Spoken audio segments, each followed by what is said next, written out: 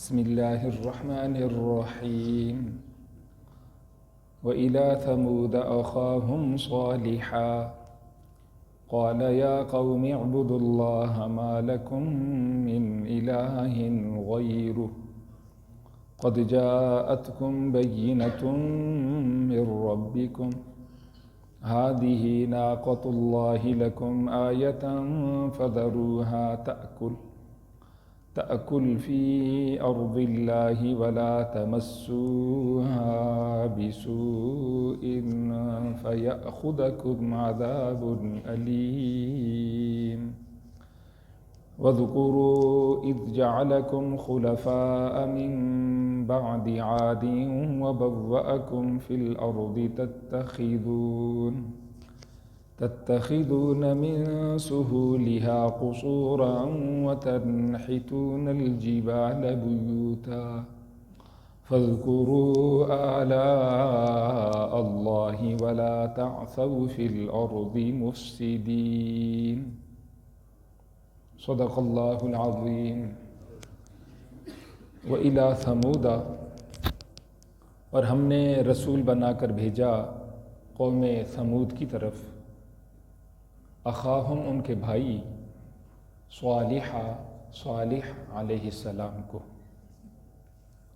قال، انہوں نے فرمایا، یا قوم، اے میری قوم، اعبدوا اللہ، تم اللہ کی عبادت کرو، ما لکم، نہیں ہے تمہارے لیے، من الہ، کوئی معبود، غیرہ، اس اللہ کے سوا،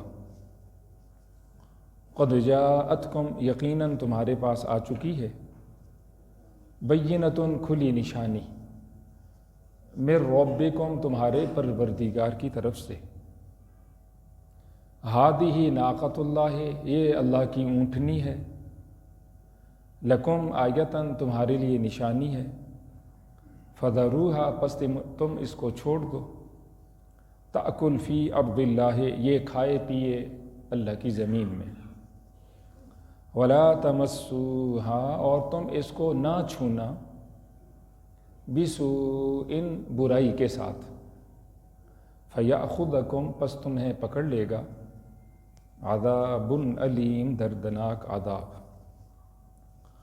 وَاذْكُرُوا، اور تم یاد کرو، اذ جعلکم، جب کہ اللہ نے تم کو بنایا ہے، خلفاء، نائب، من بعد عاد، قوم عاد کے بعد، وبوأکم، اور اس نے تمہیں ٹھکانہ دیا ہے، فی الارض، زمین میں، تتخذون، تم بناتے ہو، من سہولہا، اس زمین کی نرم جگہوں میں، قصوراً، محلات، قصور جمع قصر کی، وتنحتون الجبال، اور تم تراشتے ہو پہاڑوں میں، بیوتاً، گھر، فاذکروا آلاء اللہ، پس تم یاد کرو اللہ کے احسانات کو، ولا تعثوا، اور نہ پھرو، فی الارض، زمین میں، مفسدین، فساد کرتے ہوئے۔ یہ آج کے درس کی 2 آیات کریمہ ہیں۔ اس سے پہلے والی آیات کریمہ میں انبیاء کرام علیہم الصلاۃ والسلام کی دعوتوں کے سلسلہ میں 2 نبیوں کی دعوت کا بیان تھا، ایک تو حضرت سیدنا نوح علیہ السلام اور دوسرے سیدنا ہود علیہ السلام۔ ماننے والے کامیاب ہو گئے، نہ ماننے والے دنیا میں بھی ناکام ہو گئے اور آخرت میں بھی ناکام ہوں گے۔ آج کے درس کی ان آیات کریمہ میں اور اگلی آیات کریمہ میں اللہ نے انبیاء کرام علیہم الصلاۃ والسلام میں سے حضرت سیدنا صالح علیہ السلام کا ذکر فرمایا۔ ان کو اللہ تعالیٰ جل شانہ نے قوم ثمود کی طرف رسول نبی بنا کر بھیجا، جس طرح کہ ہم نے ان آیات کریمہ میں سنا ہے۔ اور قوم ثمود کی 1700 بڑی بڑی بستیاں تھیں۔ آج کا جو سعودی عرب ہے، اس کے شمال اور جنوب کے اندر سرحدی علاقوں میں، یمن کے سرحدی علاقوں میں، حضرموت تک، یہ تمام علاقوں میں ان کی 1700 بڑی بڑی آبادیاں تھیں۔ حضرت صالح علیہ السلام ایک زمانے تک دعوت دیتے رہے، جس طرح کہ ہم نے پہلے پڑھا ہے، پہلی توحید کی جو سب سے بڑی دعوت تھی وہ توحید کی دعوت تھی، یا قوم اعبدوا اللہ ما لکم من الہ غیرہ، اللہ کی سوا تمہارا کوئی معبود نہیں، سو بس صرف اسی ہی کی بندگی کرو۔ اس کی ذات میں، صفات میں، عبادت میں قطعاً کسی کو شریک نہ کرو۔ فاتقوا اللہ واطیعون، تم اللہ سے ڈرو اور میں تمہارے لیے نمونہ ہوں، جو کچھ میں کرتا ہوں بس میرے پیچھے پیچھے رہو، کامیاب ہو جاؤ گے۔ میں جنت میں جاؤں گا، میرے اوپر اللہ کی رحمت ہے، اس کو تم بھی سمیٹو گے، ہمیشہ کی کامیابی تمہیں مل جائے گی، بس میرے جیسے ہو جاؤ۔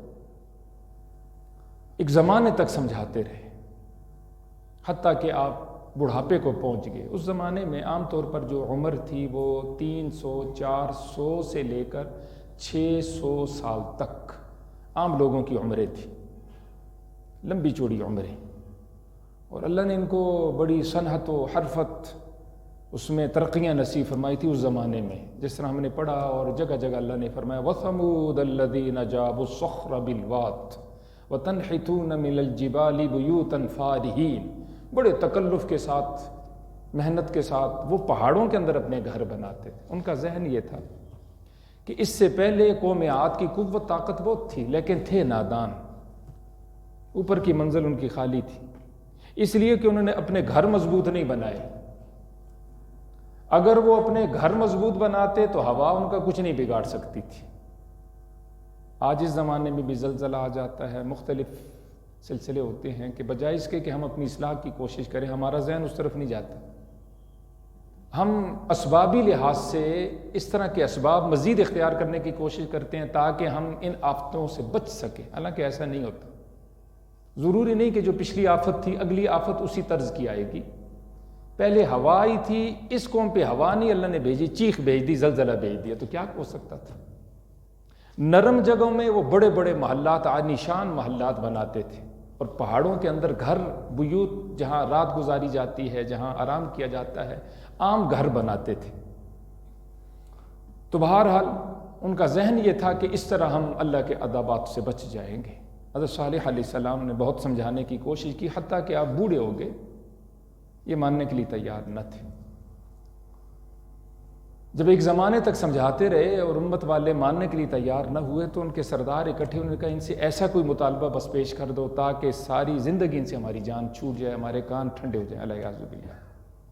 انہوں نے کہا کہ جی ہمارا مطالبہ یہ ہے، فیصلہ کرنے کے بعد، مشورہ کرنے کے بعد، یہ فلاں چٹان ہے، پہاڑ ہے، کیونکہ وہ خود چٹان پہاڑ تراشتے تھے، اندر مکانات بناتے تھے، وہ جانتے تھے کہ اس سے کوئی جاندار نہیں نکل سکتا، اور پھر اس پہ بڑی مشکل انہیں شرطیں لگائیں۔ یہ پہاڑ پھٹے ہماری آنکھوں کے سامنے، اس سے ایک بڑی اونٹنی نمودار ہو، عام اونٹنی نہیں، بہت بڑی، اور اونٹنی بھی صرف اونٹنی مادہ ہو لیکن اس کے اندر، اس کے پیٹ کے اندر بچہ ہو، 10 ماہ کی گابن اونٹنی ہو، اور وہ بچہ جنے، پھر ہم تسلیم کریں آپ اللہ کے رسول ہیں، اللہ کے نبی ہیں، یہ نشانی ظاہر ہوگی تو پھر ہم مانیں گے، ورنہ ماننے کے لیے تیار۔ حضرت سیدنا صالح علیہ السلام نے اسے منظور کر لیا۔ بہت ساری صورتوں میں اس کا بیان ہے، جس کو اس اونٹنی کو ناقۃ اللہ کہا گیا، اللہ کی اونٹنی۔ سوال یہ ساری دنیا کی اونٹنی اللہ کی اونٹنی ہے، اس کو ناقۃ اللہ کیوں کہا گیا؟ تو اس کا جواب یہ ہے کہ یہ خصوصی معجزہ کے ذریعے سے معرض وجود میں آئی ہے، اس لیے اس کو ناقۃ اللہ کہا جائے۔ ساری اونٹنی اللہ کی، یہ خصوصی اونٹنی ہے۔ سارے گھر جتنے بھی مسجدیں ہیں اللہ کے ہیں، لیکن اس گھر کو ہم بیت اللہ نہیں کہتے عام طور پر۔ بیت اللہ کو ہم کیا کہتے ہیں؟ بیت اللہ، وہ خصوصی گھر ہے، عظم شان والا گھر ہے۔ میری آپ کی ساری انسانوں کی، جانداروں کی روحیں اللہ کی طرف سے ہیں، لیکن حضرت سیدنا عیسیٰ علیہ السلام کی روح کو خصوصاً ان کا جو لقب ہے کیا ہے؟ روح اللہ، اللہ کی طرف سے روح۔ کیا مطلب؟ وہ خصوصی روح ہیں، اللہ تعالیٰ جل شانہ نے بغیر والد کے ان کو پیدا کیا۔ تو اسی طرح اس کو ناقۃ اللہ کہا جاتا ہے۔ آپ نے وضو کیا، نماز پڑھی، اس کے بعد لجاجت کے ساتھ اللہ کی حضور دعا کہ یا اللہ میری قوم کا یہ مطالبہ ہے، آپ مہربانی فرما دیں تاکہ یہ اس نشانی کا ظہور ہو، میری امت کے یہ لوگ مسلمان ہو جائیں، اسلام میں داخل ہو جائیں۔ چنانچہ دعا کی، قبولیت کی شکل، سب چھوٹے بڑے، امیر غریب، ان کے سردار غیر سردار سب موجود ہیں۔ حرکت پیدا ہوئی پہاڑ کے اندر، وہ پھٹ گیا۔ اس سے ان کی جس طرح منہ بولی نشانی تھی اسی طرح اونٹنی نمودار ہو گئی۔ یہاں ان آیات کریمہ میں ہم نے پڑھا ہے کہ حضرت نے فرمایا دیکھو یہ ناقۃ اللہ ہے، یہ عام اونٹنی نہیں ہے۔ عام اونٹنیوں پہ تم ظلم زیادتی بھی کر لو تو ایک دم سے پکڑ نہیں آتی، یہ خصوصی اونٹنی ہے۔ اس کے ساتھ چھیڑ چھاڑ نہیں کرنی. پانی پینے کی باری تالاب پہ، چشمے پہ، گھاٹ پہ اس کی ایک دن یہ پیے گی، اگلے دن دیگر جانور پئیں. ایک دن یہ چرے گی، دوسرے دن دیگر جانور چرے گی. تم نے اس کو تکلیف نہیں پہنچانی.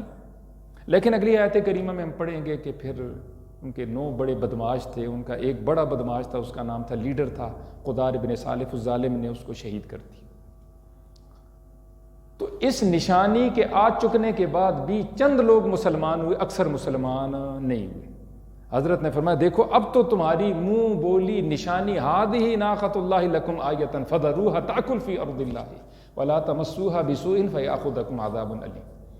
سمجھایا دیکھو پہلے دوسرے لوگ تھے وہ چلے گئے، قوم عاد، قوم نوح، اب تم ہو. تم اللہ کا خوف رکھو، نبیوں کا ساتھ دو، ایمان لاؤ، نیکی کرو، گناہوں کو چھوڑو، کامیاب ہو جاؤ. ایک ضروری بات یہاں فَاذْكُرُوا آلَاءَ اللَّهِ، یہ میرے آپ کے لیے بھی ہے. یہ تو واقعہ ہم نے سن لیا، پہلے بھی سنا کئی بار. اللہ مجھے آپ کو یقین نصیب فرماتے. اذا قرر، اذا تکرر تقرر، جب ایک بات کو بار بار سنا جاتا ہے اس کو تکرار کہتے ہیں. تو سن کے، بول کے، پڑھ کے وہ دل کے اندر قرار حاصل کر جاتا ہے. کتنی چیزیں ہم نے صرف سنی ہیں لیکن میرا آپ کا یقین ہے. ہمیں ان کے خلاف کوئی کہے تو ہم تسلیم نہیں کرتے. ہم کہتے ہیں نا جی ایسا نہیں ہے، امریکہ کے پاس یہ طاقت ہے، روس کے پاس یہ طاقت ہے. اللہ کہ اپنی آنکھوں سے ہم نے پوری قوتیں طاقتیں اس کی دیکھی نہیں، لیکن سن کے یقین ہو گیا. اسی طرح اللہ کے رسول کی عظمت کی باتیں، شانوں کی باتیں، آخرت کی باتیں سن کے اتنا سنیں کہ سنتے بولتے اور پڑھتے میرا آپ کا یقین مستحکم ہو جائے، اس سے کہیں بڑا ہی پہاڑوں جیسا ہمارا ایمان بن جائے. یہ تو لازم اور ضروری ہے جو آیات کریمہ ہم نے پڑھ لی تاکہ اللہ کی عظمت شان ہمارے پاس آ جائے، ہمارے دلوں میں بیٹھ جائے. فَاذْكُرُوا آلَاءَ اللہ، تم یاد کرو اللہ کے احسانات کو. یہ سب نبیوں نے یہی کہا. نبیوں نے جو محنت فرمائی ہے، دیکھیں میں بھی اور آپ بھی محنت کر رہے ہیں. میں یہاں اپنے گھر میں بھی دائیں بائیں جتنا مجھ سے ہو سکتا ہے، آپ کا بھی یہ فریض ہے، آپ بھی محنت فرمائیں. اپنی اولاد پہ، متعلقین پہ، رشتہ داروں پہ، ان کی اصلاح ہو، ان کے عقیدے کی اصلاح ہو، عمل کی اصلاح ہو. اللہ کرے وہ نیک انسان بن جائیں، ان کی آخرت اچھی ہو جائے، موت اچھی ہو جائے. نبیوں کی جو محنت تھی 2 چیزیں تھیں، ایک تذکیر بآلاء اللہ، ایک تذکیر بایام اللہ. ذکر یذکر، و تذکیر کا معنی ہوتا ہے نصیحت کرنا یا ہدیانی کروانا اللہ کی نعمتوں کے ساتھ. تمام نبیوں نے ایسا ہی کیا. دیکھو یہ نعمت، اتنی نعمتیں اللہ کی تمہارے پاس، اس کے کتنے احسان، کتنا بڑا محسن، اس کے کتنے کمال ہیں، اس کے کتنے جمالات. وہ بول کے دوسرے کے دل میں اللہ کی عظمت آ جائے، اللہ کے رسول کی عظمت آ جائے، قرآن کی عظمت آ جائے، اللہ کے محبوب بندوں کی عظمت آ جائے، جنت کی عظمت آ جائے، آخرت کی ایک بیداری پیدا ہو جائے، محبت پیدا ہو جائے تاکہ وہ نیکی کے لیے تیار ہو. اس کو کہا جاتا ہے تذکیر بآلاء اللہ، اللہ کی نعمت. میرے آپ کے پاس اللہ کی اتنی بڑی بڑی نعمتیں، ہم شمار کریں تو شمار نہیں کر سکتے. آتاکم من کل ما سألتم، اللہ نے ہر وہ چیز مجھے آپ کو دے دی ہے جو میرے آپ کے لیے مناسب تھی. ان تعدوا نعمت اللہ لا تحصوها، شمار کرو شمار نہیں کر سکتے. اس کے باوجود فرمایا ان الانسان لظلوم کفار. اس کے فوراً بعد یہ آیات کریمہ، انسان بڑا ہی ظالم بھی ہے، بڑا ہی ناشکر گزار بھی ہے. عدل نہیں کرتا پھر بھی یہ اتنی نعمتوں کے باوجود، اور وہ ناشکر گزاری کی زندگی گزارتا ہے، شکر گزاری کی زندگی کی نعمت وہ زندگی نہیں گزارتا. ہمیں چاہیے کوئی بھی نعمت جو ہمارے پاس موجود ہے، ہم اللہ کے حضور یوں دعا کریں کہ الحمدللہ الذی بنعمتہ تتم الصالحات. یا اللہ تیرے احسان کے ساتھ یہ سلسلے پورے ہو رہے ہیں. نیکی ہے، فرض ہے، واجب ہے، حقوق اللہ، حقوق العباد، چھوٹی سے چھوٹی نعمت، بڑی سے بڑی نعمت، ایمان کی نعمت. ان نعمتوں پہ ہم کیا کہیں جی؟ الحمدللہ الحمدللہ الحمدللہ. ایک چھوٹی سی نعمت مثلا ہمارے منہ میں تھوک کی نعمت ہے، شاید ہم نے اس علیحدہ طور پر کبھی بھی اس کا شکر ادا نہ کیا. تھوک اللہ نے اندر فیکٹری لگائی، ہر وقت منہ کے اندر تھوک موجود رہتا ہے. سونے کی حالت میں منہ میں تھوک موجود ہے. اگر کسی کا جتنا تھوک اس کو چاہیے اس کے جسم کے لیے، ایک صحت مند آدمی کے لیے، وہ اتنا نہ ہو یا بالکل ہی ختم ہو جائے، پھر اسے پوچھیے منہ خشک ہو جائے تو پھر کیا ہے؟ نہ وہ سو سکے، نہ وہ کھانا چبا سکے، اور نہ اس کو نگل سکے، اور نہ اس کو سکون ہو، منہ زخمی ہو جائے. یہ تھوک، لعاب، یہ ایک نعمت ہے اللہ کی میرے آپ کے پاس، اس سے منہ اندر سے تر و تازہ رہتا ہے، یہ اندر کی پورے دانتوں کے لیے اور پورے منہ کے لیے گویا کہ اس کے لیے ایک زبردست دوا ہے۔ اندر کے جتنے وہ بو اور اندر جو جراثیم آپ کہہ سکتے ہیں، اللہ نے اس کے اندر اتنی قوت طاقت رکھی ہے، اس کے خلاف یہ دفاع کرتا رہتا ہے، اور اندر سے ہمارا منہ جو ہے وہ پرسکون رہتا ہے۔ اگر منہ خشک ہو جائے، آپ دیکھیں انسان کتنا ساری نعمت پوری ہے، صرف منہ خشک ہو گیا اور کچھ بھی نہیں ہوا، کتنا بے چین ہو جاتا ہے۔ پھر ہم کھانا کھاتے ہیں، کھانا کھانے میں یہ تھوک ہمارا معاون و مددگار بن جاتا ہے، پھر ہم اس کو چبا کے نگلتے ہیں، نگلنے میں ہم پورا کھانا کھا لیں، نگل نہ سکیں اگر تھوک ساتھ نہ ہو، نگلنے میں وہ مدد فراہم کرتا ہے تھوک، حتیٰ کہ وہ گلے سے نیچے چلا جاتا ہے، ہاضمے میں اس کے لیے آسانی پیدا کی۔ یہ ساری نعمتیں ایک تھوک کے اندر ہیں۔ میں کہہ رہا ہوں ایک چھوٹی سی نعمت ہے، اللہ نہ کرے اگر میرے آپ سے چھن جائے تو ہم کتنے بے چین ہو جاتے ہیں۔ تو فَاذْكُرُوا آلَاءَ اللَّهِ، انبیاء تشریف لائیں، انہوں نے یہی کہا ہے فَاذْكُرُوا آلَاءَ اللَّهِ۔ دیکھو اللہ کی نعمتیں بہت ہیں، شکر بہت ہونا چاہیے۔ حضرت سیدنا موسیٰ علیہ السلام نے عرض کی ہے، یا اللہ کس طرح میں کیف اشکرک، تیرا شکر ہے کیسے ادا کروں یا اللہ، تیری ایک ایک نعمت ایسی، اگر میں ساری زندگی سجدے میں سر گزار دوں، میری موت وہیں آ جائے تو پھر بھی ایک نعمت کا شکر ادا نہیں ہو سکتا۔ تو اللہ نے فوراً وہی نازل فرمائی، الآن شکرتنی، اے موسیٰ یہی تو شکر ہے تیرا، یہی تو شکر ہے۔ دل کی کیفیت یہ بن جائے، یا اللہ ایک نعمت کا میں اگر ساری زندگی گزار دوں نا سجدے میں، ایک نعمت کا شکر ادا نہیں کر سکتا، تو اللہ اس انداز سے راضی خوش ہو جاتا۔ مزاج کے خلاف کوئی کام ہو جائے، کبھی بھی دل برداشتہ نہیں ہونا چاہیے، ہمت توڑنی نہیں چاہیے جی، کہ اس کی وجہ سے انسان وہ باقی جو نعمتیں ہیں ان کا مزہ بھی پھیکا کر دے۔ ایک عورت طواف پہ کعبہ کر رہی ہے اور ساتھ ساتھ کہہ رہا الحمدللہ علی کل حال، الحمدللہ علی کل حال، معنی یہ یا اللہ اس حال میں تیرا شکر کرتی ہوں، یا اللہ میں اس حال میں، بار بار کہی جا رہی، جس طرح میں اور آپ کہتے ہیں سبحان اللہ سبحان، وہ یہ کہی جا رہی۔ اللہ کے ولی تھے، ان کو حیرت ہوئی کہ اس عورت کا کیا ماجرا ہے، اس نے یہ بار بار اس کی ایک عادت ہے کہ یہ کہہ رہی، اس سے پوچھوں سبق کے لیے پوچھا تو اس نے ایک لمبا واقعہ سنایا۔ اس کا خلاصہ یہ جی کہ میں اپنے گھر میں تندور میں آگ جلا کے بیٹھی ہوئی تھی، روٹیاں پکا رہی تھی، میرے 3 بچے تھے، ایک گھسیٹیاں کرنے والا میرے پاس موجود تھا اور 2 باہر کھیل رہے تھے۔ ایک گھسیٹیاں کرنے والا وہ بار بار تندور کی طرف جا رہا تھا، میری کوشش تھی کہ میں اس کو روکوں بھی اور ساتھ یہ کام بھی کر لوں، روٹیاں بھی پکا لوں۔ اتنے میں مجھے ایک بچے کی بہت زیادہ چیخنے کی آواز آئی، تو میں اس کو بھول گئی، باہر کی طرف میں لپکی، میں کہا واللہ عالم کیا ہوا، کہ بچہ میرا بہت رویا بڑی شدت کے ساتھ۔ خوفزدہ ہو کے باہر گئی تو کیا دیکھتی ہوں کہ دوسرے بچے نے اس کے گلے کے اوپر چھری پھیری، اور وہ آخری وقت میں حتیٰ کہ اس کا سارا خون اس کے جسم سے نکل گیا۔ ہوا یوں کہ قریب زمانے میں بڑی عید گزری تھی کہ ان کے والد نے بکرا لایا اور قربانی کے لیے اس کو ذبح کیا، تو یہ بچے دیکھ رہے تھے کہ اس انداز سے قربانی ذبح کی جاتی ہے۔ نادانی میں وہ چھری اس بڑے بچے کے ہاتھ میں آ گئی، اس نے کہا ابا جی نے بکرے کو یوں ذبح کیا تھا، وہ نادانی میں اس کے گلے کے اوپر چھری پھیری، وہ مر گیا۔ وہ جو بچہ ذبح کرنے والا تھا بڑا بچہ، وہ ڈر گیا اس واقعہ کے بعد، جب اس نے خون دیکھا گھبرا کے اندر ہمارے سٹور کے اندر ایک سائیڈ پہ لکڑیاں موجود تھیں، لکڑیوں کے نیچے گھس گیا، وہاں کہیں سانپ تھا، اس سانپ نے اس کو ڈسا، وہ وہاں فوت ہو گیا۔ تیسرے بچے کا جو مجھے خیال آیا تو میں تندور پہ پہنچی تو دیکھا وہ تندور کے اندر گر کے وہ بھی راکھ بن چکا تھا۔ 3 بچے میرے ایک ہی دن اللہ کو پیارے ہو گئے۔ تو میں بھی اب اللہ کی حضور عرض کرتے ہیں یا اللہ اس حال میں میرا دیے تو نے تھی، تو نے لے لیے، تو تیری مرضی۔